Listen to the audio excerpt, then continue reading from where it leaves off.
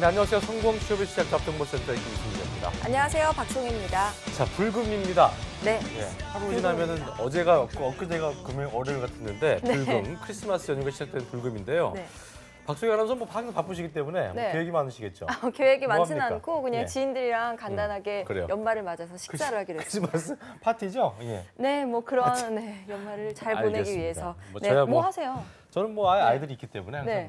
또 육아 대디로서 열심히 네. 또 아빠로서 활동을 해야 될 텐데 네. 학생들이 궁금합니다. 이번 주에 그 기말고사까지 끝났기 때문에 진짜 불금을 보내고 싶은 마음이 굴뚝 같을 텐데. 맞아요. 예, 어떡할까요? 그러니까요. 어떻게 해야 될까요?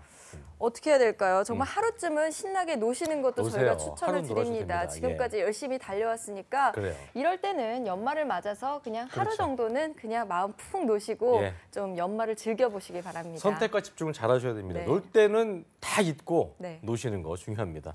몸은 책상 앞에 앉아 있는데 마음은 크리스마스 파티하고 계시면은 이 유체 이탈 같은 그런 상황이기 그러게요. 때문에 굉장히 몸이 좋지 않을 수 있겠고 네. 박성희 아나운서 말씀대로 뭐 정말 놀 때는 확 스트레스 풀게 정말 잘 놀아주고 하지만 또 길게 노시면 또 안 되기 때문에 또 네. 하루 정도만 또 정말 스트레스 풀리게 짧고 굵게 노시기 바라겠습니다. 네, 불금 보내기 전에 네. 저희 잡정보센터 오늘도 열심히 시청해 주시기 바라고요. 예. 금요일 잡정보센터 지금 시작합니다. 함께 하시죠.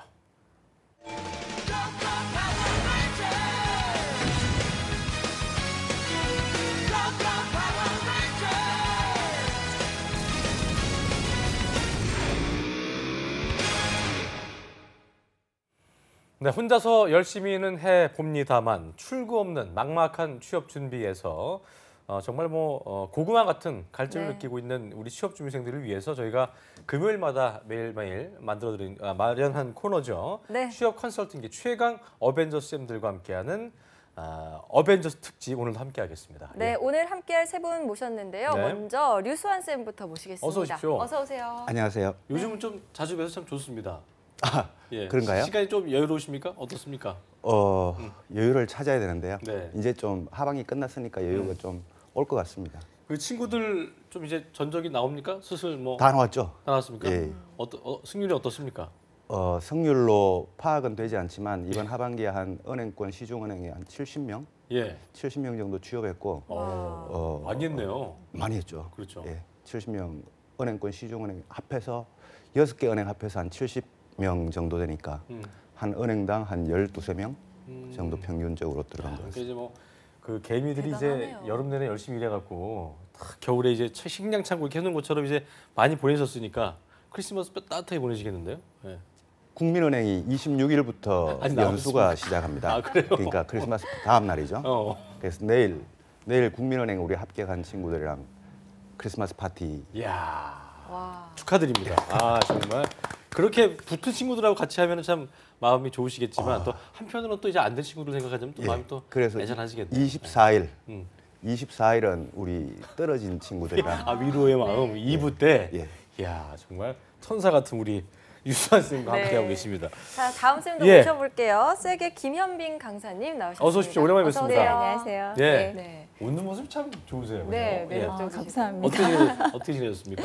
네, 저 학생들 코칭하고 음. 또 여러 군데 면접 코칭하느라고 그런 것 때문에 좀 바빴고요. 예. 예, 그리고 또 떨어진 학생들이 많이 좀 학생들 이제 취업을 많이 했나요? 네, 실제로? 취업도 합격의 소식도 전하고 음. 또 가끔은 이제 안 됐다고 해서 다시 도전하겠다고 하는 친구들도 있고 네. 근데 그렇군요. 도전의 소식을 전해 주는 것만으로 제가 막 감사한 마음이죠. 네, 네. 그랬군요. 그때 같이 네. 저희 방송에 출연했던 박현준 박현준 학생이 학생. 울산대 경제학과였는데 네네. 그 다음 주에 뱅쌤이 또 울산대 경제학과 학생을 데리고 나왔어요. 네, 우하늘 그랬다고 학생이라고. 하더라고요. 네, 네. 어떻게 서로 얘기가 얘기가 좀 되신 거예요? 네. 아니 그건 아니었었고요. 아니요. 근데 그날 현준이가 서울에 올라와서 지금 은행권 공부하는 후배 만나러 간다고 했었는데 그게 보니까 그때 그때 어벤져스 물어봤더니 또 출연했던 박현준 학생이 물어봤더니 뭐 좀 날리는 친구였다고 되게 대단한 친구라고 얘기했던 기억이 나네요. 네. 그렇습니다. 네. 자 그리고 오늘 원래 이분이 그 취업 취준위에 나와야 되는 분인데 취준위원회. 거기서 빠지시면서 또 일로 또 합류하셨습니다. 스튜디오 평균 연령을 확 낮춰줄 네. 쌤이 한 분 나오셨는데요. 세계 이면준 강사님 함께하겠습니다. 어서 오십시오. 네, 어서 안녕하세요. 오세요. 네. 네. 오늘 되게 젠틀하게 예, 댄디하게 탑 입고 같네요. 오셨네요. 탑이 뭐였죠? 태양 닮으셨죠? 태양. 네. 네. 빅뱅의 태양 닮았다는 우리 이면준 쌤. 예. 크리스마스 계획 있으세요? 크리스마스 때는 이제 여자친구와 공연을 보기로 예약을 네, 했습니다. 우리 저기 PD님이 그러시 어디가 닮았냐고 이렇게 얘기하시는데 보다 보면 닮았습니다. 자 보니까 그 오늘 주제가 블라인드 채용인데요. 현주 쌤이 여기 섭외되신 이유 함부로 올 수 없는 곳이거든요. 그렇죠. 어떻게 섭외되신 거예요? 일단 두 분 강사님 같은 경우는 이제 금융권과 은행권이신데 저 같은 경우는 이제 사기업 출신인 CJ 출신으로서 블라인드 채용들과 직무 중심 채용을 하고 있는 회사 출신이라서 아무래도 불러주신 것 같습니다. 그래요. 네. CJ 어느 계열사에 계셨던 거죠? CJ 제일제당에 있었습니다. 재당에. 네. 그러셨군요. 영업직에. 네, 맞습니다. 아 그렇습니다. 네. 아니 그런데 보니까 쌤이 원래는 베러유 취업 컨설팅 베러유. 소속이셨는데 오늘 어떻게 다 쌤얘기예요? 또 배로요 같이 뭐 같이 MOU예요? 뭐예요? 네, 어떻게 된 거예요? 일단 색 측에서 또 좋은 의견을 주셔서 제가 영입됐다고 말씀드릴 수 있겠고요. 아 그래요? 네, 일단 색 같은 경우 지금 현재 이 프로그램의 타이틀인 것처럼 그 컨설턴트 분들의 어벤져스 모임이라고 할 수 있겠습니다. 그래서 앞으로 색 소속으로 취준생 분들한테 정확한 정보와 또 퀄리티 있는 컨설팅을 제공해드리도록 하겠습니다. 그래요. 배로요. 멘트가 그냥 멘트가 줄줄줄줄. 언제부터 준비하신 거예요, 이거? 꽤 오랫동안. 이 질문을 잘 이번 주 내내 하신 네. 거군요. 알겠습니다. 네. 노리고 나오신 멘트가 아주 우수수 듣기 저희 좋았습니다. 잡정보센터를 향해서 예. 정말 통해서 정말 그래요. 많은 분들이 또 교류할 수 있는 장이 그러니까요. 형성되는 것 좋습니다. 같습니다. 자, 오늘은 블라인드 네. 채용에 대한 취준생들의 궁금증 풀어볼 텐데요. 첫 번째 그럼 댓글부터. 본격적으로 이야기를 나눠보겠습니다. 네. 자, 댓글을 만나볼게요. 네. 이별 중입니다 님이에요. 띄워주시죠. 이별 중이신가요? 이별 중인가 봐요. 네, 한국토지주택공사 남자 27살 졸업했습니다. 지방대 4년제 기계과입니다. 한국토지주택공사를 들어가길 원한다는 이야기겠죠? 학점은 4.5점 만점에 3.85점이고 토익은 810점입니다. 오픽 IH 가지고 있고요. 일반 기계기사 정도 있습니다. 토익 점수 향상을 위해서 공부 중이고 이후 한국사 1급, 컴활 1급 차례로 준비하려고 합니다. 제가 보충할 부분은 무엇이 있을지 궁금합니다. 라고 남겨주셨어요. 이별 중이란 게 뭐하고의 이별 중인지 알겠네요. 취업 시장과 이별 중입니다. 네. 제가 볼 때는 이분이 약간 준비하시는 게 이래저래 많은 말들을 좀 들으실 것 같은데 한국토지주택공사 LH를 준비하는 지방대 기획과 학생이라고 하셨습니다. 사무직 외에도 공사도 어떤 자격증이나 전공이 좀 필요한 부분인데 먼저 현주 쌤께서 어떨까 싶은 생각이 드네요. 한 말씀 해주시겠어요? 지금 네. 한국사 1급, 컴활 1급. 네, 그렇죠. 일단 컴활과 한국사 외에 다른 부분을 추가적으로 준비해야 되시는지 고민 중이신 것 같은데 가장 먼저 확인해 되셔야 될 부분들은 바로 17년도 하반기에 한국토지공사의 주택공사의 공채 전형 정보를 확인해 보셔야 됩니다. 일단 블라인드 전형 채용으로 실시됐었는데요. 특이한 점이라고 하면은 학력, 전공 그 부분 여러 가지 부분에 대한 제한이 없는 부분도 있지만 특히 언어 점수적인 부분도 제한이 없었습니다. 다만 18년도 상반기부터는 해외 사업 확대되는 부분에 있어서 언어 점수가 토익 750점 이상 부분이 추가되는 부분을 좀 유념해 주셨으면 좋겠고요. 갖고 계신 점수가 810점이기 때문에 750점 이상은 모두 만점이라서 그 부분은 걱정 안 하셔도 될 것 같습니다. 그렇군요. 네, 그 외적으로는 가산점적인 부분에서 좀 말씀드려야 될 게 일단 자격증을 따고 계신 이유가 아무래도 공기업들이 자격증에 가산점을 부여하는 것 때문에 따시는 것 같은데 일단은 가산점 제도가 총 두 가지가 있습니다. 첫 번째가 특별우대 전형과 두 번째가 일반우대 전형이 있는데 특별우대 전형 같은 경우는 장애인들, 국민기초생활수급자분들 같이 그 혜택을 받아야 되시는 분들, 지역인재분들이 특히 여기에 추가되는 부분이 있겠고 두 번째 일반 자격증 같은 경우 따시려고 하는 부분 한국사라든지 컴활 부분들이 있습니다. 하지만 우대사항에서 적용사항 부분의 주의사항을 보셔야 될 게 이 두 가지 자격증들이 각각이 다 있어야지 합치되는 것이 아니라 예를 들어서 이분 같은 경우 만약에 한국사와 컴활을 모두 따신다고 하면은 지방대 출신이기 때문에 지역인재 전형에 대한 추가점 외에는 기사나 한국사 중에 한 가지만 인정되는 부분이 있습니다. 따라서 한국사 부분은 가점 부분이 3%밖에 되지 않고 기사 부분이 10% 정도만 인정되기 때문에 그런 부분에서 그 한국사와 컴활 부분을 따시는 것을 좀 더 고민을 해보시고 그 외에는 차라리 NCS와 다른 전공시험을 보기 때문에 전공시험 준비를 하시는 것을 추천드리겠습니다. 그렇죠. 네, 그러니까 토익은 750점 이상만 되기 때문에 토익 공부 810이니까 더 향상을 위해서 그쵸, 하실 하지 필요는 마라. 없다. 네. 그리고 한국사와 컴활도 좀 고려해봐라라고 말씀을 해주셨습니다.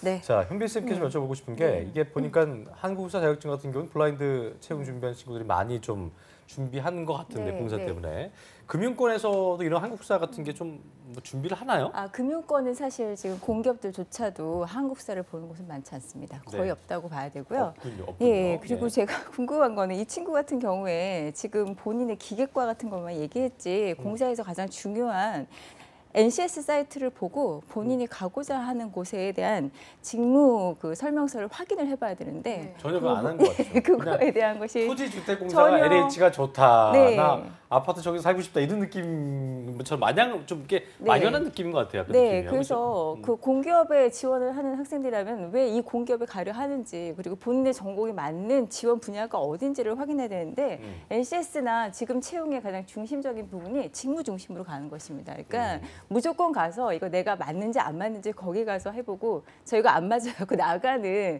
그런 것을 최소화시키기 위해서 그렇죠. 지금 채용 트렌드가 변하고 있는데 맞아요. 본인 기계과 나와 있고 자격증을 읽었다고 또 불안하니까 적었다고 그렇죠. 계속해서 자격증만 그런 쌓이는 네. 그런 전형적인 문제가 아닌가 그래요. 싶습니다. 수원쌤 네. 보시기에는 어떤 게 좀 문제인 것 같아요? 또 보시기에.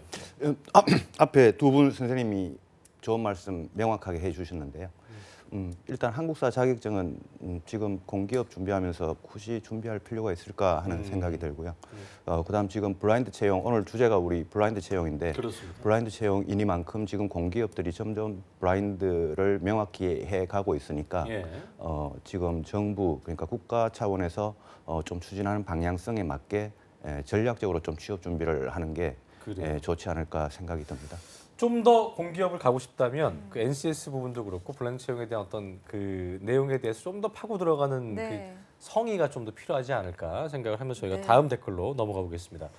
자, 다음은 진이 이응님 네, 이 진이 글이 잘린 이응님. 거예요. 진이 이응님 20살 남자시고요. 현대 공고 고졸이십니다. 전기 기능사 자격증이 있고 승강기 기능사를 갖고 있고 현재 군인인데요. 내년 4월에 전역을 합니다. 아직 취업에 대해 아무것도 모르고 있고 스펙이라곤 기능사 2개뿐이어서 이렇게 댓글을 남깁니다. 희망 기업은 코레일, 현대자동차, 동서발전입니다. 자, 현대공업고등학교를 졸업했고 지금 군인 신분인데 전역 전에 이런 걱정들을 하고 계신데 뭐 그쵸 고졸 요즘 뭐 이제 어쨌든 블라인드 채용이라고 네. 하니까 고졸하신 분들도 뭐 어떤 기능이 있다면 충분히 그거를 또 써 먹으실 수 있는 곳이 있을 텐데 제가 볼 때 코레일, 현대차, 동서발전 굉장히 좋은 회사여서 쉽진 않겠다 생각이 들어서 스펙보다는 직무 역량을 보기 때문에 이분이 노린 건지 어떻게 좀 보세요, 미세 보시기에는? 이 친구도 아까 전 친구하고 거의 비슷한 문제점을 갖고 있는데요. 예.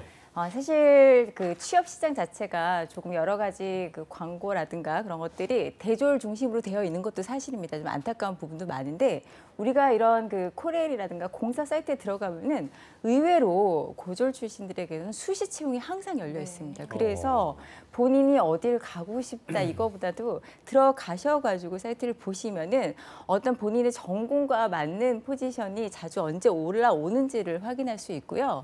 먼저 그걸 확인한 다음에 거기서 요구하는 것들이 무엇인지를 봐서 방향성을 잡고 자격증을 준비하거나 하는 것이 맞다고 보고요.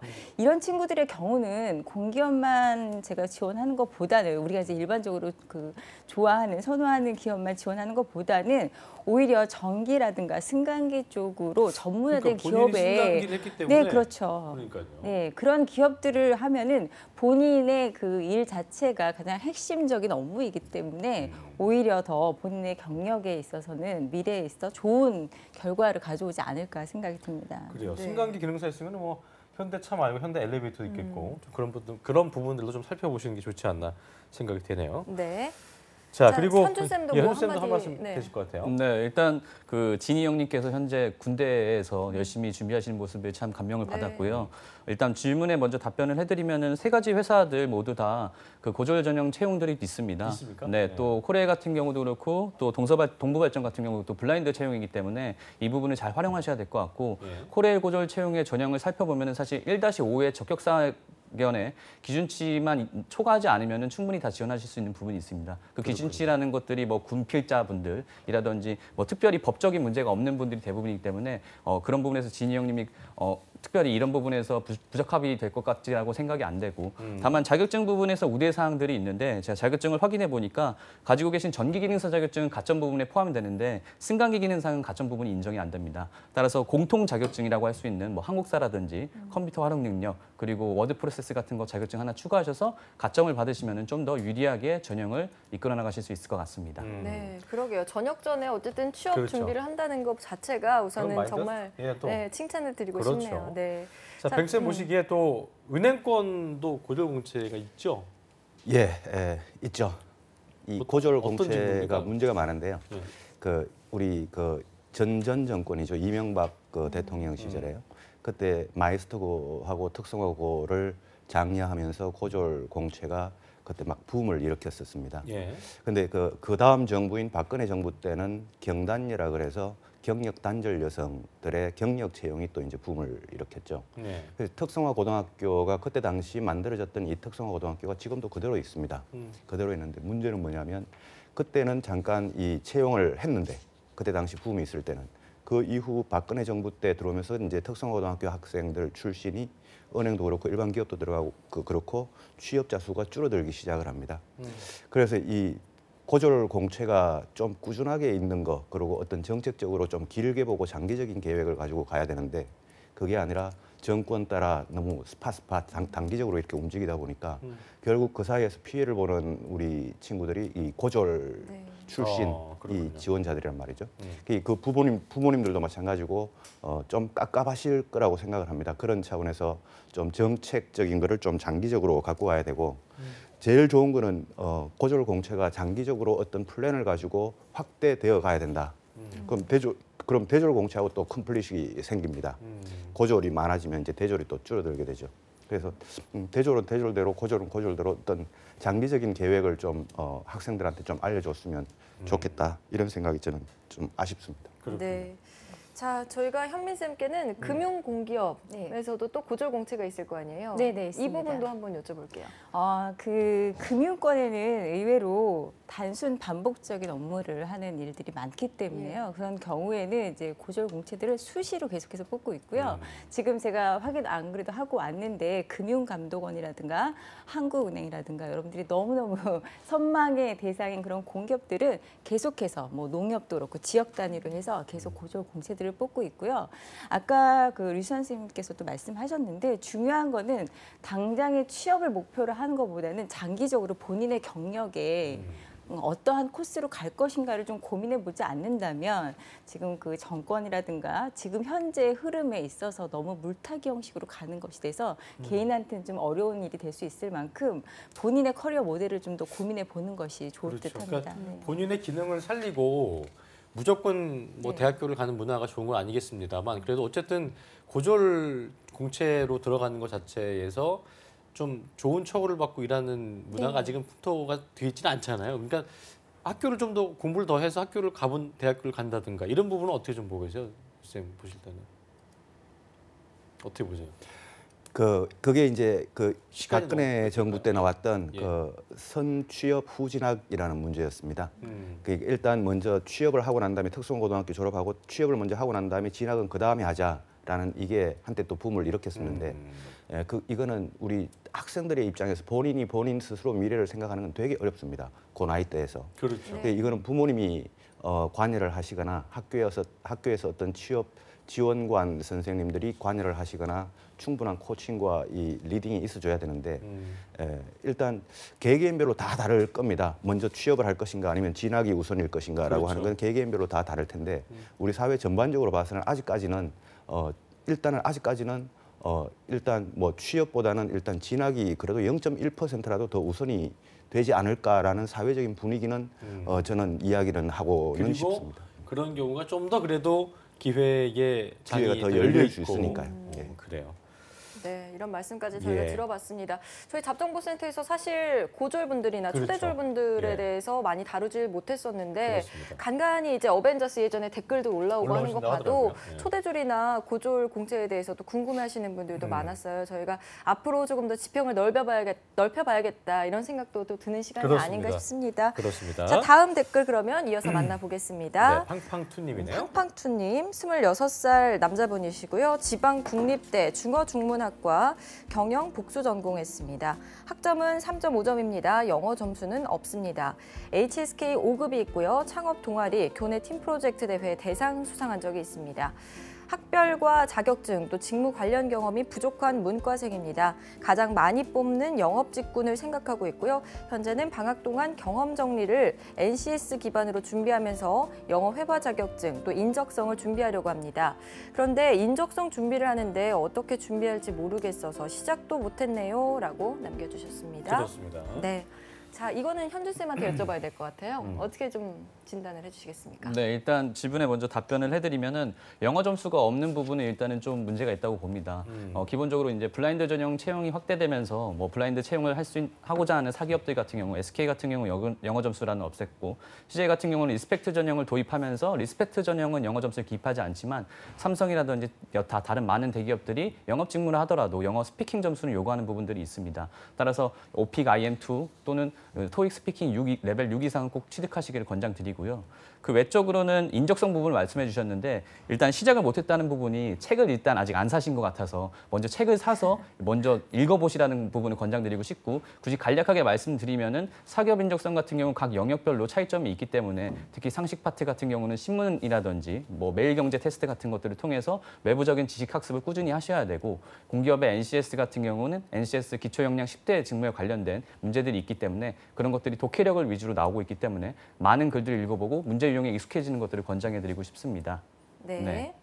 자, NCS 기반으로 경험을 정리하고 인적성 준비를 한다. 이분이 이제 공기업을 준비하실 건지 사기업을 가고 싶어 하시는 건지 감이 좀 잘 오지 않는 부분인 것 같은데요. 일단은 현미 쌤 보실 때는 이분이 어떻게 좀 방향성을 잡는 게 좋게 보이시는지. 그 김수지 아나운서님께서 말씀하셨듯이 사기업을 준비하는 건지 공기업을 준비하는 건지 잘 모르시겠다고 하셨는데 저는 거기다 덧붙여서 이 친구가 NCS를 봐본 건지 조금 의심스럽습니다. 왜냐하면은 NCS라는 것 자체가 가장 중요한 핵심 능력이 직업 기초 능력하고 직무 수행 능력이거든요. 네. 본인이 직무에 대해서 맞는지 안 맞는지를 어느 정도 검증하고 오라는 그런 것인데, 그런 것에 대해서 없이 NCS 기반이다라고 하는 것은 제가 보기에는 무슨 고시 정도로 생각하는 것이 아닌가 싶고요. 먼저 영업 직군이라고 해도 어느 분야의 영업을 하겠다는 건지 먼저 생각을 해둬야 되고, 일반 사기업들도 NCS 이용할 수 있습니다. 가보면 직무설명서가 굉장히 잘 나와 있기 때문에요. 그 직무에 대한 참고를 하는 거 굉장히 중요하고요. 사기업일 때는 그 직무에 대해서 참고하고, 그다음에 이제 그 직업 기초 능력에 있어서는 일반 직장에서 필요로 하는 것들이 많이 포함되어 있기 때문에 경험하는 거 좋고요. 공기업이라면 NCS에서 본인이 가고자 하는 공기업과 직무 목표를 정한 다음에 거기서 요구하는 것들이 아예 공시가 되어 있습니다. 이제 우리는 이런 직업 기초 능력 중에서 이것을 보겠다라든지, 또 그다음에 직무 설명서를 아예 올려놓기 때문에 그거를 확인하고 준비를 해야 되는 것이 아닌가 생각이 듭니다. 네, 알겠습니다. 알겠습니다. 요즘 이런 분들 아마 많이 계실 겁니다. 문과 분들이신데 취업이 어렵다 보니까 자기 전공을 살리기보다는 영업 직군이 많이 뽑는다더라 해서 영업으로 우르르 몰리고 이런 경향도 있을 텐데, 그렇습니다. 이렇게 비전 없이 취업을 하는 게 정말 문제긴 문제잖아요. 네. 어떨까요, 뱅쌤? 은행권 준비하는 분들 중에서도 좀 그런 분들 계신가요? 블라인드하니까 이제 뭐 그냥 예. 넣어본다는 네. 분들이 있을 거예요. 예, 저도 통계를 한번 내봤는데요. 예. 그 통계를 내보니까 지금 한 7년 정도 수준 동안 7년 정도 동안 은행권으로 이제 취업했던 친구들을 전공을 가지고 제가 통계를 한번 내봤습니다. 내보니까 상경계열, 그러니까 소위 우리 전공자라고 하는 상경계열 출신이 많이 들어갔는지, 아니면 비전공자, 뭐 인문이나 어문이나 뭐 아니면 공대나 이렇게 비전공자들이 많이 들어갔는지 통계를 내보니까, 물론 내보니까 결과는 어떻게 나왔냐면 상경계열이 제일 많았습니다. 네. 상경계열이 제일 많았는데, 가장 최근, 그러니까 2017년 하반기죠. 바로 지금 이제 시즌이 끝난, 아까 제가 한 70명 정도 합격을 했다 그랬는데 이 70명의 통계를 다시 내봤습니다. 이제 과거 역대 7년 동안의 통계가 아니라 이번 하반기 시즌에 네. 통계를 내보니까 이번 하반기 시즌에는 상경계열이 줄었습니다. 줄고 어문, 공대 이런 쪽이 늘어났습니다. 늘어났다는 게 이게 이제 그 시대적인 추세겠죠. 그러니까 자기 전공을 버리는 이런 사례가 나오는데 은행권에서도 전공 불문이다 보니까 블라인드 채용이고 그 전공 불문이다 보니까 특히 공대생들이 많이 도약을 했던 올 한 해가 그랬던 한 해가 아니었나 생각이 듭니다. 그렇군요. 네. 자, 어쨌든 그 오늘 그 지금까지 분들의 특징을 보면 네. 약간 그 방향성을 잘 못 잡고 있고 음. 내가 하고자 하는 것이 어떤 건지를 생각을 좀 깊게 하지 않는 느낌이 들어서 네. 어쨌든 이 팡팡투님 같은 경우도 내가 NCS면 NCS, 뭐 공기업이면 공기업, 사기업이면 사기업, 내가 하고 싶어하는 거, 영업이라고 막연하게 얘기하지 마시고 어느 또 직무의 영업이 또 영업마다도 다 B2B, 세분화되어 뭐 있기 B2C 때문에 도 그렇죠. 다양하니까요. 그걸 좀 더 고민해 보시는 시간을 갖는 게 좋지 않나 생각이 들었습니다. 네.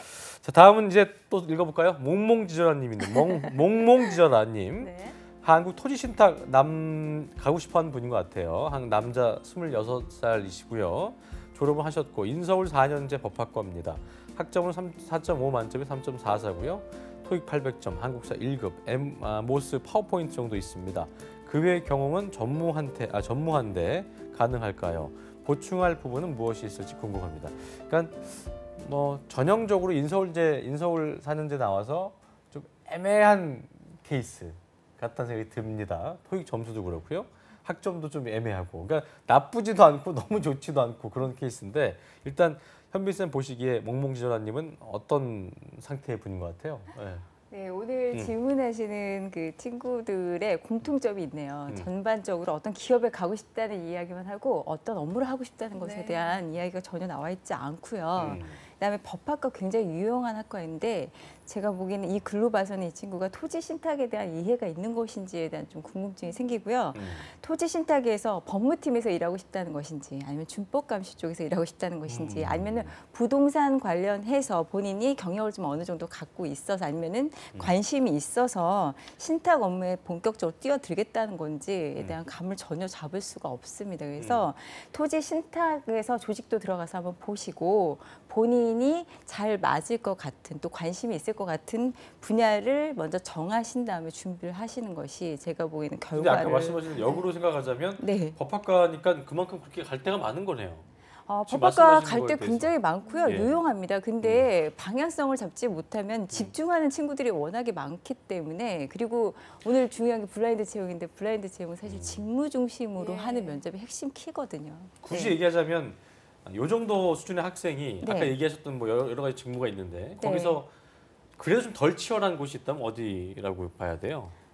그 뭐 네, 법무라든가 법무라든가. 준법감사 덜 치열한 곳을 말하기보다는 요즘에 좀 더 이제 관심을 갖는 부분이 예전에는 그렇게 관심이 많지 않았는데 금융기관에 있어서 준법감시라는 것이 요즘 굉장히 중요성이 높아지고 있습니다. 그리고 금융기관 설립 시에 반드시 있어야 되기 때문에 자산운용이 규모가 작아도 준법감시인들은 항상 있어야 되거든요. 그렇군요. 예, 설립 요건에. 그래서 한동안 이 준법감시인 요건을 맞는 해당하는 사람들 찾기에 굉장히 어려움을 겪은 적이 있어서 신문에도 난 적이 있어서 좀 더 그 법학과라면 법무팀도 있지만 그러한 방향도 좀 생각해 보는 것도 좋지 그래요. 않을까 생각합니다. 본인의 전공과 연계된 직무들이 많이 있다고 하니까요. 토지신탁 가고 싶다면 그 사이트 들어가셔갖고 어떤 직무가 나한테 어울릴지 좀 고민을 해보시면 더 좋지 않을까 생각이 그러게요. 되네요. 오늘 예. 블라인드 채용이라 그런지 다들 블라인드야. 댓글 느낌이 남겨주신 블라인드. 분들도 약간 이분들이 블라인드네요. 보니까. 느낌이에요. 그래서 저희도 블라인드 좀 더 질문. 상세하게 컨설팅을 질문도 좀 블라인드 질문이고 예. 막막하세요 지금요. 해드리면 예. 좋겠는데 좀 안타깝긴 하네요. 그렇습니다. 자, 다음 댓글 그럼 만나보겠습니다. 네, 이거 좀 기네요 이분은 많이 네. 하신 것 같아요. 예. 판델님입니다. 인천국제공항공사 같은 메이저 공기업을 지원하고 싶습니다. 여자 4학년이고요. 23살입니다. 인서울 4년제 중상위권 대학을 나왔습니다. 학점은 4.19, 4.5점 만점에 4.19점이고요. 토익은 890점입니다. 가로 열고 더 올릴 예정입니다. 커말 1급 있고요. 교직 자격증 일반 사회 부분으로 있고요. 교내 공모전에서 한 번 수상한 적이 있습니다. 또 교회 공모전에서도 수상을 한 번 있습니다. 교내 현장 실습은 공기업에서 2번 해봤고요. 공기업 관련 대외 활동 2년 회장직을 했습니다. 공기업 관련 대외 활동 경험을 살리고 싶은데 사회복지 계열 활동이어서 어떻게 살려야 할지 조언을 듣고 싶습니다. 또한 어느 부분을 더 보충해야 하는지 어떤 자격증이 더 필요한지 조언을 듣고 싶습니다. 네. 이렇게 남겨주셨어요. 이 부분은 그래도 공기업에 취업하고 싶다라는 좀 희망사항이 보이긴 하는데 어떻게 보세요? 네, 일단 그 정량적 스펙 부분이 굉장히 좋은 분이셔서 이전에 블라인드 채용이 채용되기 전까지는 되게 유리하신 고지에 있으셨겠지만 현재 그 하반기 공채를 정보를 확인해 보니까 또 역시 블라인드 채용으로 운영되고 있습니다. 블라인드 채용에서 따라서 이 부분에서 정량적 스펙을 어필하기가 어렵기 때문에 굳이 추가적으로 가점을 받을 수 있는 자격증을 추천해 드리면은 가지고 계시지 있지 않은 자격증에는 토익 스피킹의 레벨 8과 오픽 AL이 2% 정도의 가점이 있습니다. 따라서 이 영어 점수를 좀 취득하기를 권장드리고요. 그 외적으로는 사회복지 계열 활동 부분을 어떻게 어필하고 싶으시냐라는 질문에 대한 답변을 드리지 않고 하면은 제가 공고문을 좀 확인해 보니까 경영행정직무가 영영명 TO를 뽑았더라고요. 하반기 공채 때. 그래서 사회복지 경험이 가장 일치하시고 사회복지 멘토링이라든지 교직이수, 회장 경험을 살릴 수 있는 그 사무행정 직무를 좀 추천해 드리고 싶습니다.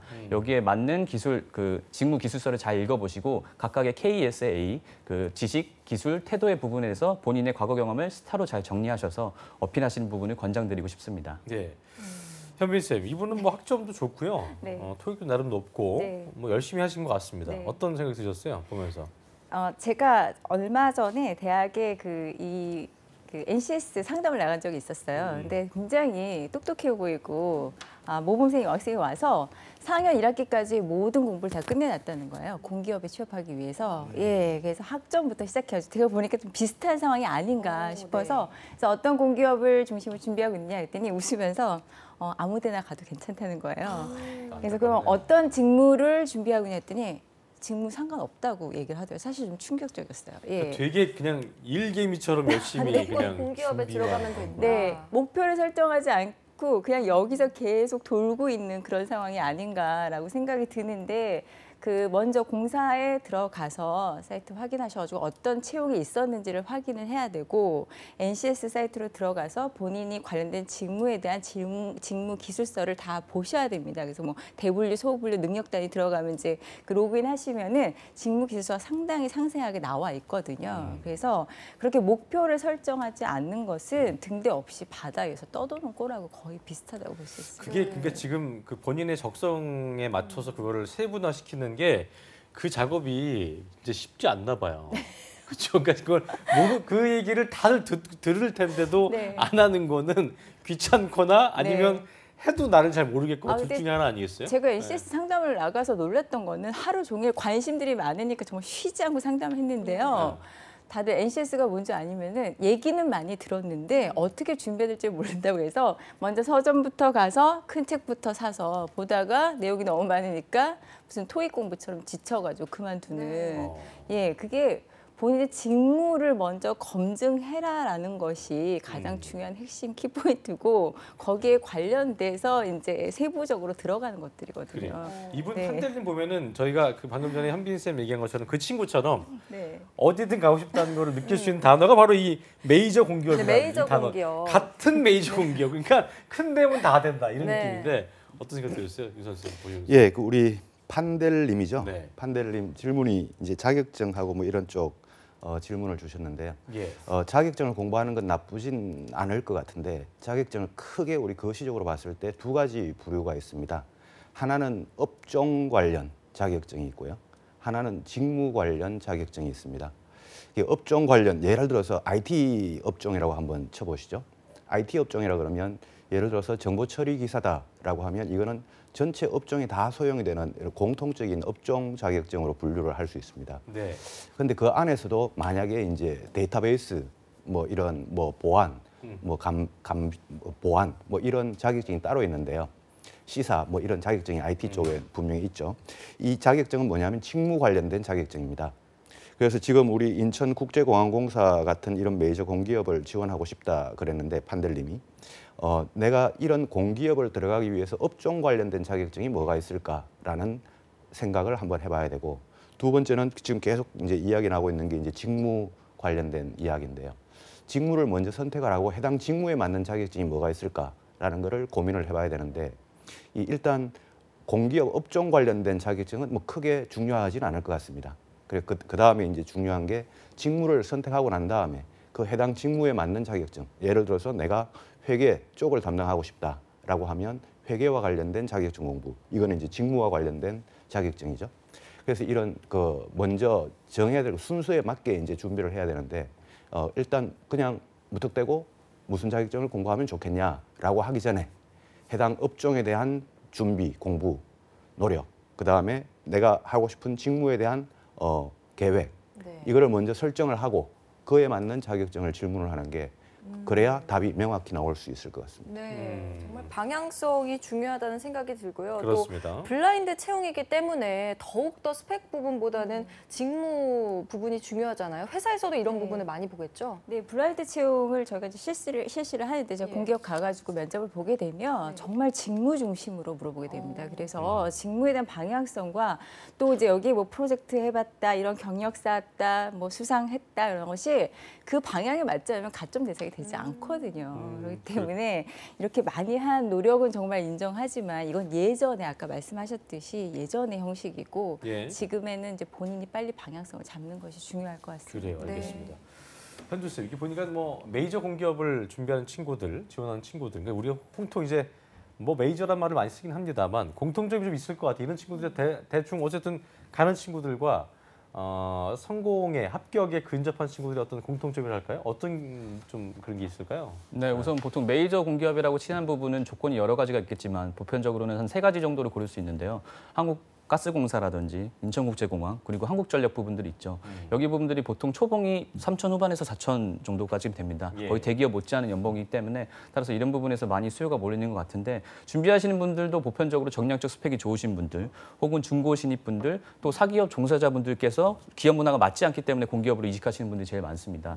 따라서 이런 부분에서 사실 기술직이 아닌 일반 행정 분야 같은 경우 경쟁률을 차근차근 보시면 거의 100대 1에 근접하는 부분을 볼 수 있습니다. 예. 따라서 이런 부분에서 단순히 그냥 내가 여기를 가고 싶다는 마음이 없이 단기간에 준비해서는 절대 갈 수가 없기 때문에 최소 3개월 이상 NCS 직무 기술서와 NCS 시험 공부를 열심히 하셔서 준비하시기를 권장드리고 싶습니다. 그렇군요. 네. 알겠습니다. 네. 자, 다음 댓글로 좀 넘어가 보겠습니다. TJDDP44님인데요. 현재 지방 사립대 의용공학과 4학년입니다. 목표는 한수원 및 공기업이고요. 현재 학점은 4.5 만점에 3.7점이고 토익은 850, 토익 스피킹은 150이고요. 현재 의공기가 합격 여부 발표를 주말 같죠? 기사 즉 의공기사 합격 여부 발표를 기다리고 있고 방학 때 컴활 1급과 내년 한국사를 준비 중에 있습니다. 학교에서 가는 인턴십을 방학 때만 2달 정도 호주로 다녀온 것 같은데요. 공기업을 준비하는 사람으로서 무엇을 더 쌓아야 하는지 궁금합니다.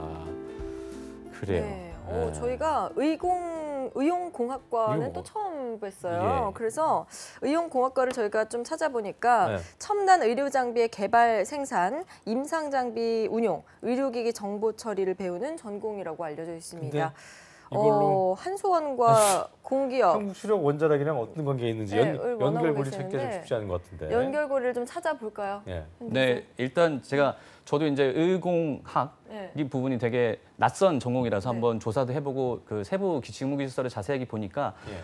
다행히 매치되는 부분이 있었습니다. 그 의용공학 부분이 이제 의학과 공학 부분에서 전기, 전자, 컴퓨터 및 기계 협동적인 학문 분야이기 때문에 그 직무기술서의 세부 전공에서 보시면은 전기전자에서 의용전자 세부가 전공 사항에 포함이 되는 부분이 있습니다.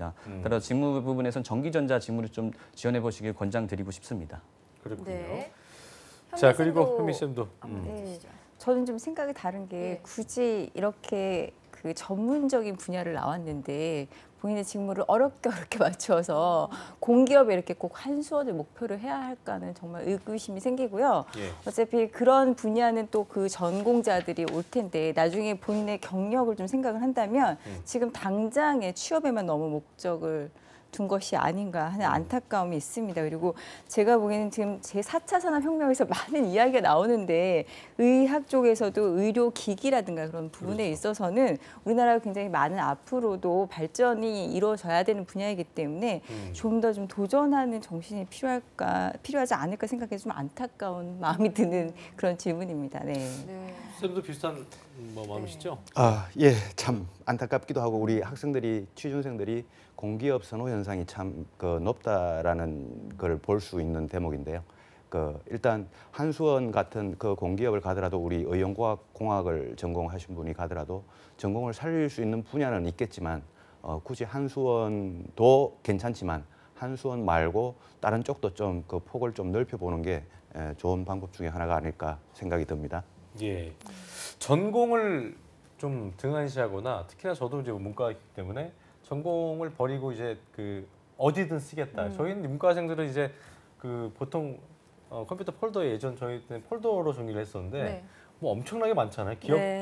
기업 지원을 많이 하기 때문에 그래서 전공을 버린 친구들이 갈수록 좀 많지 않나 생각이 드는데 그리고 뭐 블라인드 채용 이코르 뭐 전공 무관 이런 공식이 취업 준비생 적어도 오늘 지금까지 저희가 네. 짚어본 친구들 같은 경우는 거의 다 어디든 보내만 주세요. 공기업 맞아요. 들어가겠습니다라는 분들이 많은 것 같아서 아까 뭐 전공을 버린 부분에 대해서는 뱅 쌤께서 말씀해 주셨지만 다른 쌤들은 어떤 생각하시는지 현미 쌤부터 말씀 좀 해주시죠. NCS가 나오게 된 배경 자체가 이제부터 기업에서 예전에는 이제 공채를 해서 전공 관련 없이 뽑아서 교육을 시킨 다음에 어느 정도 이제 검증을 한 다음에 부서 배치를 하고 또 그럼에도 불구하고 여기 맞지 않아요 해서 나가거나 그러면 기업으로서 엄청난 비용 손실이고 개인에게 있어서도 좀 안타까운 일이거든요. 그래서 오히려 직무를 공식화해서 표준 사이트를 만들어서 어느 정도는 스스로 알아볼 수 있게끔 하는 것을 전체적으로 지금 그 분위기를 형성하고 있고 또 블라인드 면접 채용에 있어서 블라인드 면접은 특히나 직무 중심으로 어느 정도 이것을 알고 있느냐 없느냐를 정확히 검증하는 그런 중요한 시간이거든요. 그래서 제가 보기에는 이거는 이제 대학을 이름만 보고 가겠다라는 건 사실 옛날 성향이고요. 앞으로는 블라인드 채용을 하면은 학교를 보지 않고 네. 전공 중심으로 그러니까 어떤 것을 공부했냐 하는 것을 보기 때문에 이럴 때일수록 본인의 전공에 대한 좀 자신감을 갖고 정말 맞지 않다면 전과를 하든지 해서 미리 그것에 맞게 준비하는 것이 맞지 않나 싶습니다. 근데 네. 생각하다 보니까 입시 얘기까지 나올 것 같아요. 사실 그래요. 입시할 때 많은 생각을 하고 준비를 하지 못하잖아요. 실제로 제가 최근에 네. 연세대에 나온 친구가 이제 뭐 박사하는 친구인데 후배들을 만나러 갔더니 그런 얘기를 한대요. 뭐 이제는 뭐 블라인드여 갖고요. 선배 굳이 뭐 저희가 이렇게 뭘 막 할 필요가 없어요라고 하면서 굉장히 약간 하향 평준화돼가. 그러니까 이런 본인들도 자기들 보기에는 학벌이 좋은데 마치 좀 역차별 당한 듯한 이런 얘기를 많이 하던데 현준 쌤도 그런 경우를 좀 보지 않나요? 물론 학교와 다르겠지만 네. 블라인드 채용이 갖는 좀 의미가 있을 것 같습니다. 네, 보통 이제 블라인드 채용에 사실 그 혜택을 많이 받는 수혜자분들이 지역 인재 부분들이 제일 많습니다. 거의 공고문의 35% 이상을 지역 인재 할당 부분을 해서 비서수도권 인재라든지 지역 인재 부분에서 그분들이 많이 가점을 받는 부분은 분명히 사실이기 때문에 따라서 일단은 이 블라인드 지원자에 대한 블라인드에 대한 지원자분들의 명확한 인식이 필요할 것 같습니다. 그 NCS가 내셔널 컴페텐시 스탠다드라고 국가 직무 표준 능력입니다. 이러한 말은 직무 능력을 함양한 사람을 뽑는다는 말입니다. 이공계분들 같은 경우는 전공적으로 그런 부분을 어필할 수 있고 사실 문과분들 같은 경우는 전공적으로 어필할 수 어렵기 때문에 쉽지 않죠. 직무기술서에 나와 있는 KSA, 기술, 태도, 그다음에 지식 부분을 명확하게 보시고 거기에 맞춰서 준비하셔야지만 NCS 채용 부분에서 좋은 결과를 얻으실 수 있을 거라고 진짜 생각이 됩니다. 전공을 버리고 공기업을 간다는 얘기는 손 안 대고 코 풀겠다 뭐 이런 약간 그런 식 보여서 좀 맞지 않는 상황이니까 네. 전공에 대해서 좀 더 고민을 해보시는 여러분 되시길 네. 제가 다시 한번 말씀드리겠습니다. 네. 현준 쌤께서 지역 인재 뭐 이런 거 말씀해 주셨는데 뱅 쌤 이번에 70명이나 은행 보내셨잖아요. 네. 그 중에 뭐 제가 보낸 건 아닙니다. 그 친구들이 간 거죠. 네, 그 친구들이 네. 갔는데 그 중에 뭐 지역 인재들도 많이 있었어요. 많습니다. 전에 우리 나왔던 그 울산대 친구도 그렇고 네. 뭐 그뿐만 아니라 특히 은행권 같은 부산은행 경우에는 가려고 했던 친구들도 뭐 있고 그러지 않았어요? 부산은행은 아니었고 그때 경남은행이었는데 경남은행, 예. 경남은행도 취업해서 지금 연수 중이고요. 그렇군요. 그 친구도 네. 특히 은행권 같은 경우에 지방에 지점이 많다 보니까 지방대생들을 안 뽑을래야 안 뽑을 수가 없습니다. 그렇군요. 그래서 은행권은 가장 이 지역 인재에 대한 그 형평성이 높은 곳 중에 하나죠. 그래. 뭐 우리 공기업들도 그런 차원에서 그 공사들 많이 지방으로 내려 보냈죠. 네네. 네, 그것도 이제 맞아요. 그런 차원이고. 그런 부분도 잘 살펴봐야겠습니다. 그렇습니다. 네, 저희 다음 댓글로 예, 넘어가 볼게요. 교자만두님. 교자만두님입니다. 아침부터 배고파지네요. 아, 배고파지네요, 정말. 현재 지방 국립대 기계공학과 3학년입니다. 목표는 이분도 한수원이에요. 한수원 및 공기업입니다. 현재 학점은 4.5 한수원 만점에 3.2점이고요. 스펙은 토익 650점이 답니다. 블라인드 면접이라 해도 필요 학점은 있을 것 같은데 학점이 중요한지 알고 싶습니다. 그리고 방학 때 한국사 또 NCS 공부할 계획입니다. 이외에 학점 말고 어떤 것부터 준비해야 할지 궁금합니다. 블라인드라고 해도 필요 학점은 있을 것 같다라고 말씀을 해주셨는데 현빈 쌤한테 한번 들어볼까요? 네, 제가 보기에는 아까부터 공통적으로 하는데 예. 예, NCS 사이트부터 확인하시고 그 여기 온 분들 한수원에 대부분 다 가셔서 NCS에서 안 네, 들리고 예. 제가 보기에는 계속해서 본인들의 정보를 너무 무시하는 경향이 있는 것 같은데요. 제가 이건 사실 좀 다른 이야기긴 한데 얼마 전에 대입시 설명회 갔더니 요즘 대학들이 정시로 들어오는 친구들이 점수가 좋음에도 불구하고 수시 채용을 늘리는 이유가 정시로 들어오는 친구들은 점수만 높게 들어와가지고 저 좀만 더 맞았으면 더 좋은 과 갈 수 있었을 거예요 해서 그 만족도가 높지 않다고 하더라고요. 근데 제가 보기엔 기업도 마찬가지일 거라고 생각을 합니다. 와서 만족도가 높아야지 열심히 일하는 건데 제가 보면 가끔 학교에 나가 보면은 학교 자체가 좀 지명도가 떨어진다 하더라도 그 학과에 대한 소신을 갖고 열심히 하는 친구들이 있거든요. 네. 그런 것을 좀 더 인정하고 채용해주는 문화가 자꾸 정착돼야 되는 방향이 아닌가 싶습니다. 네. 예. 블라인드 면접이라 해도 필요 학점이 있을 것 같은데 이 말 자체가 좀 뭔가 블라인드의 개념을 좀 아시는 막연한. 건지 모르시는 건지 생각이 드는데 우리 임 쌤은 보시면서 어떻게 들으셨어요, 이 친구? 네, 일단 블라인드 부분에서 명확한 인지도가 이해가 좀 떨어지는 그런 것 부분은 같아요. 어느 정도 예. 있으신 거는 본인이 자각하셔야 되는 부분이 있고요. 그 외적으로 질문에 대해서 답변을 해드리면 역시 한수원 역시 블라인드로 채용하고 있습니다. 이공 쪽 직무 관련자, 전문자 외에는 사실 지원 자격 조건은 언어밖에 없는 부분이 있어서 언어 점수를 다시 한번 꼭 확인해 보시고 그 외적으로는 사실 일부 공기업에서는 블라인드라고 하더라도 교육 사항을 기재하는 곳들이 있습니다. 그때는 과목명과 학점, 등급을 적는 곳들이 있는데 보편적으로 C제로 이상을 맞게 되면 사실 만점 처리를 하는 부분이 있죠. 하지만 이런 부분을 실제 면접장에 갖고 가게 된다면 성실성 여부 부분은 분명히 기업 측에서 참고할 수 있는 부분이 있지만 실제로 그 학점 가지고 뭔가 트집을 잡는다거나 혹은 그거를 가점 형태에서 채점하는 형태는 아니기 때문에 학점 부분에 대해서 그 불안감을 가지시는 부분은 좀 떨쳐 버리셔도 될 것 같습니다. 함삼 저희가 그 뭐 조민혁 쌤이나 그 홍기찬 쌤 나와서 얘기하는 게 기계과면은 갈 때 진짜 많지 않아요? 맞습니다. 그렇지 않아요? 네. 굉장히 좀 앞이 높은 네. 거라고 볼 수 있겠죠? 네, 기계과 같은 경우 일반적으로 이제 전반적인 공기업에서 채용의 경쟁률을 보면은 뭐 코레일 같은 경우 일반 행정에서의 183대 1 사무행정 같은 경우, 가스공사 같은 경우도 4명 뽑는데 한 800대 1 정도의 그 서류 공채율을 지원했는데 보편적으로 기계 직무 같은 경우는 50대 1 정도가 평균 수준이었습니다. 그래군요. 네. 어쨌든 기회는 많이 열렸기 때문에 과를 좀 잘 살리시는 게 중요할 것 같고 네. 그나저나 800대 1에서 되면은 어마어마하네요, 정말. 장원급제한 기분이겠네요. 예. 그래서 서류 합격이 그 정도라는 거죠. 그렇죠. 서류 지원자들의 경쟁률이 그 정도였어요. 대단하군요. 진짜 알겠습니다. 어마어마합니다. 네. 자, 다음 댓글 좀 알아보겠습니다. 돈키호테가 되어보자. 이분은 그러니까 생각 안 하고 행동한다는 얘기인가요? 자, H힌트, 이 뭐예요? H힌트로 현대자동차 지원을 준비합니다. H힌트에 자기소개서를 적는 거에 진솔하게 기재하려면 중략하시고 뭘 길게 쓰셨나 봐요. 제가 자소서 첨삭받으면 문제없다. 이 정도면 잘 적은 것 같다라고 하는데 두 번째, 떨어진 게 나이 때문인 건지 학점 때문인지 속 터져 마치겠네요. 또 그까지 틀렸어요. 속 터져.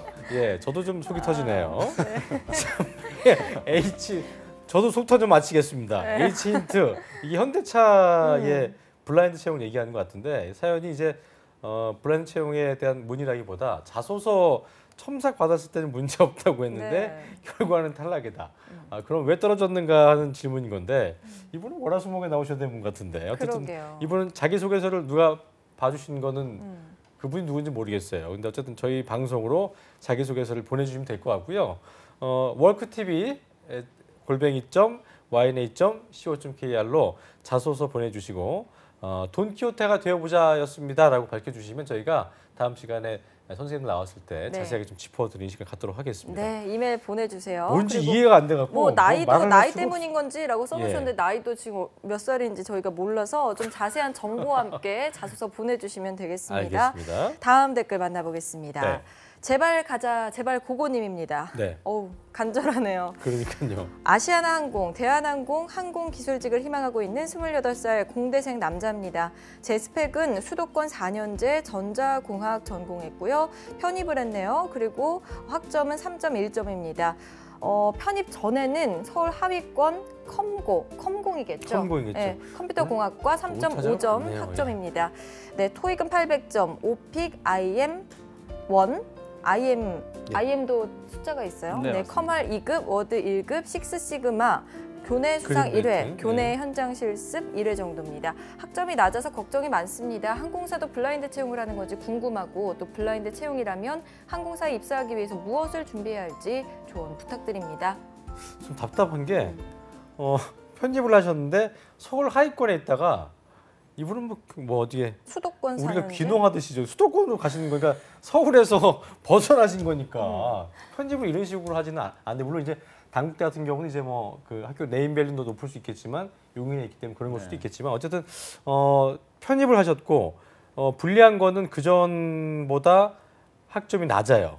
그리고 전공이 바뀌었네요. 예 근데. 애매하게 하신 것도 많이 있지만 식스 시그마 같은 건 저희가 항상 우리 조민혁 쌤이 맨날 하지 말라고 없다고. 필요 없다고 했던 그런 부분도 있겠고 일단은 이분이 대한항공, 아시아나항공, 항공기술직을 희망하신다고 했는데 지원 기업이 많지도 않은 상황이기도 하고 블라인드 채용인지 아닌지도 좀 안 알아보신 것 같기도 하고요. 이렇게 물어보신 건 이제 좀 너무 취업을 좀 쉽게 한다. 오늘 뭐 전반적인 공통적인 부분이었습니다만 일단 임씨 어떻게 보셨는지. 예. 네, 일단 그 앞서 뭐 다른 컨설턴트 분들이 잘 말씀해 주시겠지만 먼저 저는 이제 회사에서 어떻게 보는 측면을 좀 말씀드리고 싶습니다. 예, 예. 일단 각 회사에서 그 신입 채용분들에서 평가표를 바탕으로 해서 지원자분들을 채점을 하는데 그 자소서도 역시 마찬가지로 평가표가 있습니다. 그 예. 평가표 항목 중에 여러분들이 꼭 아셔야 될 게 바로 적극성적인 부분입니다. 이 적극성은 자소서뿐만 아니라 인성 또한 면접적인 부분에서도 여러분들 굉장히 인성적으로 중요하게 평가하는 인성적 역량 중에 하나이기 때문에 이런 부분에서는 적극성을 꼭 발휘해서 사전에 먼저 정보를 습득하고 그걸 바탕으로 한 그 채용 지원을 꼭 하셨으면 좋겠고 질문에 추가적으로 좀 답변을 드리자고 하면은 이스타항공이라든지 진에어, 제주항공 같은 경우는 일부 LCC 같은 부분은 블라인드 채용을 하반기부터 시행하고 있습니다. 다만 이제 메이저라고 할 수 있는 아시아나나 대한항공 같은 경우는 블라인드를 아직 채용하지 않고 또한 아시아나 같은 경우는 채용 그 인원이 꾸준하지만 대한항공 같은 경우는 상반기 때 채용이 아예 없었고 하반기 때만 일반직 200명과 승무원 180명 가량을 뽑았기 때문에 LCC 저가항공사 부분을 좀 중점적으로 노려서 블라인드 채용을 활용하시면 좀 도움이 되실 거라고 말씀드리고 싶습니다. 네. 류수환 쌤, 취업 컨설팅의 대부시잖아요. 여태까지 만나본 학생들 중에 공채 공고 제대로 확인 안 하고 뭐 정보 습득도 제대로 안 하고 와서 조언부터 받으려는 친구들 많이 그런 있었죠. 학생들도 물론 있습니다. 네. 근데 오늘 우리 전반적으로 우리 질문 주신 분들의 공통적인 내용이 정보를 미리 좀 습득해 보려고 하는 노력이 좀 부족했다라는 이런 말씀을 드릴 수가 있는데 무조건 우리 취준생들을 뭐라고 이야기할 수 있는 건 아닌 게 우리 기업들도 너무 천차만별입니다. 네. 아까 좀 전에 우리 현준 쌤이 말씀해 주셨던 것처럼 어떤 회사는 완전히 블라인드 채용을 하고 어떤 기업은 뭐 사진만 안 넣고 어떤 기업은 뭐 학점을 안 넣고 뭐 이게 완전히 천차만별이다 보니 그 학생들의 입장에서 되게 헷갈립니다. 내가 가려고 하는 A 기업을 준비하자니 토익을 공부해야 될 것 같고 근데 그 비슷한 B 기업을 가자니 저기는 토익을 또 안 적고 뭐 이래가지고 학생들이 난 그럼 토익을 공부를 해야 될까 말아야 될까 A도 가고 싶고 B도 가고 싶은데 그럼 학생들은 전부 다 이 최소율 법칙에 따라 무조건 토익을 공부해야 되죠. 둘 중에 하나를 가려고 하면 그러다 보니까 학생들이 더 힘들어지게 됩니다. 그러니까 이 학생들만 뭐라 그럴 수도 없는 것이 정보는 일단 학생들이 우리 취준생들이 찾아는 봐야 되지만 그 찾아보는 것과 함께 우리 기업들이 좀 통일시켜 줄 수는 없을까 이거를 학생들을 위해서 그래야 좀 더 나은 취업 시장 문화가 더 효율성이 높아지겠네요, 그렇죠? 예. 그게 좀 되게 아쉬운 부분입니다. 그러게요. 이 방송 보시면서 맞아 하는 분들 취준생분들 많이 계실 것 같아요. 자 그리고 네. 현비 쌤도 보실 때 아까도 뭐쭉 꾸준히 우리 현비 쌤은 오늘 계속 일관되게 얘기하셨습니다만 그 확인을 좀 하셨으면 좋겠다는 어떤 그 조언을 계속 해주셨는데 공채 공고 확인도 안 하고 컨설팅이나 뭐 조언부터 받으려는 친구들이 많이 실제로 있을 거예요. 네, 그런 분한테 그렇죠. 뭐라고 좀 얘기하세요? 보고 오세요라고 하시나요? 저희가 네. 그냥 이야기를 하는 것보다 질문을 하는 게 훨씬 더 어렵습니다. 왜냐하면 질문을 정확하게 준비해 오는 사람이 많은 것을 얻어갈 수 있거든요. 근데 블라인드 채용에 있어서 중요한 부분 중에 하나가 자기소개서입니다. 근데 자기소개서에서 구체적으로 적어라. 근데 자기소개서를 보면은 이 사람이 어떠한 사고 구조를 가졌는지와 그다음에 글에 대한 서술 능력이라는 걸 볼 수 있는데 지금까지 문의한 친구들을 보면은 전체적으로 본인들이 정확히 알고 싶어 하는 것이 무엇일까 해서 과연 자소서를 제대로 작성을 했을까라는 의구심이 들게 하는 그런 질문들이었거든요. 그래서 예, 좀 더 일단 디테일하게 본인 파악이 좀 돼야 된다는 네, 생각을 그럼요. 하시는 것 같아요. 네. 자, 저희가 오늘 그 베스트 댓글 꼭 뽑아야 되는데 그 오늘 뽑으실 분이 현비 쌤인데요. 오늘 그 쭉 얘기해 주신 거 보면은 굉장히 좀 누굴 뽑을 만한 친구가 없을 거다 생각을 하실 것 같아서 일단은 좀 골라보고 계시고요. 저희가 질문하는 동안 좀 골라 보시길. 베스트로 예. 황당한 걸 얘기하는 건가 아니면 정말 뭐 그거는 준비... 본인 기준대로 하시면 네. 되겠고요. 어쨌든 힘을 내는 차면 되니까. 자, 끝으로 저희 지금 블라인드 채용을 계속 얘기했었는데 네. 블라인드 채용에 대해서 저희가 취업 준비생들이 이것만은 꼭 가져갈 개념 정리가 네. 있다면 어떤 건지 한 마디씩 듣고 마무리 짓겠습니다. 네, 저, 류수환 쌤 먼저 유수환 쌤부터. 들어오죠. 예. 먼저 블라인드 채용에 대한 명확한 정의는 모든 것을 보지 않고 채용을 하는 게 블라인드 채용인데요. 그 학교, 전공, 학점 이런 걸 모든 걸 보지 않는 게 블라인드 채용인데 지금 이거를 실시하고 있는 것이 공무원 쪽하고 공기업 쪽입니다. 예. 이 지금 정부에서 이 이야기를 한 게 공무원과 공기업을 제외한 일반 기업들은 권고 사항이었습니다. 올해 하반기에. 근데 내년에는 이게 이제 더 심화될 겁니다. 지금 권고 사항이다 보니까 일반 기업들이 전부 다 천차만별로 아까 말씀드렸던 것처럼 어떤 기업은 사진을 넣고 어떤 기업은 사진을 안 넣고 이런 현상들이 이제 생기는데 예. 내년부터는 점점 블라인드 쪽으로 더 가까이 갈 거니까 1차적으로 블라인드 채용에 대한 접근과 어떤 니즈는 우리 취준생분들한테 있다고 생각합니다. 주로 취업 커뮤니티, 뭐 카페도 좋고 사이트도 좋고 그다음 실제로 지원해봤던 선배들한테 그 기업은 어디까지 블라인드였냐 이걸 물어보면 답을 해줄 겁니다. 그런 정보들을 가지고 좀 준비를 하는 게 정보를 먼저 얻고 준비를 하는 게 좋겠고 두 번째는 직무에 대한 개념 뭐 실제로 은행권은 그렇지 않습니다만은 은행권을 제외한 일반 기업과 공기업 쪽은 직무에 대한 개념을 좀 더 명확히 좀 계획을 가지고 준비를 했으면 좋겠습니다. 네. 알겠습니다. 네. 자, 우리 또 임사 한 말씀 해주시죠. 네, 블라인드 채용의 도입에서 가장 중요한 핵심은 바로 직무 중심의 채용입니다. 따라서 이런 부분에서 공기업이 이제 전형적으로 그런 부분을 활용하고 있고 사기업 역시 이런 부분을 적극적으로 확대하고 있습니다.